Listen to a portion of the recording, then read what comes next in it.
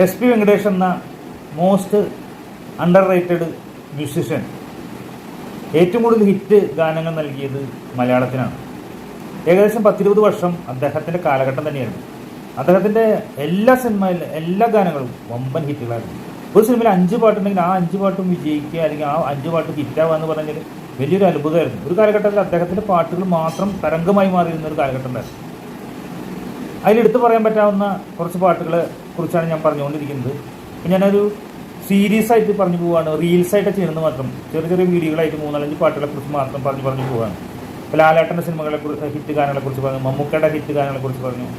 ഇനിയുണ്ട് കുറേ പാട്ടുകൾ പറയാൻ. ഞാനിങ്ങനെ പറഞ്ഞു പോകും. കാണാൻ താല്പര്യമുള്ള ധാരാളം പേരുണ്ട്, അവർ കാണുന്നുണ്ട് നന്നായി.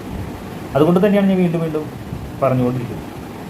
കാബൂളിവാല എന്ന സിനിമ നമുക്കറിയാം, സിദ്ദിഖ് ലാലിൻ്റെ, അത് ഇന്നസെൻറ്റും ജഗതിയും അതിഗംഭീരമായി അഭിനയിച്ച, വിനീതും ക്യാപ്റ്റൻ രാജുവും എല്ലാവരും, അത് ചാർമിളയൊക്കെ അതിഗംഭീരമായി പെർഫോമൻസ് ചെയ്ത, നെടുമുടി വേണു ഒക്കെ അതിഗംഭീരമായി പെർഫോമൻസ് ചെയ്ത സിനിമയാണ്. അതിലെ ഗാനങ്ങൾ നമുക്ക് ഒരിക്കലും മറക്കാൻ പറ്റില്ല, അത്ര ഗംഭീര ഗാനങ്ങളാണ്. അതിലെ ആ ബ്യൂഗിളിൻ്റെ മ്യൂസിക് നമുക്ക് അത്രമാത്രം ഫീൽ ചെയ്യുന്നൊരു മ്യൂസിക്കാണ്. ഇപ്പോഴും നമുക്ക് ആ മ്യൂസിക് കേട്ട് കഴിഞ്ഞാൽ എനിക്ക് കരച്ചിൽ പോലും, അത്രയും രസമാണ്. കാബൂളിവാല നാടോടി ആദങ്ങളും സഞ്ചാരി നിരന്നു നിരന്നു തുരാരം ഉറന്നു തോളിൽ ചാഞ്ചാടും ആറാപ്പിൽ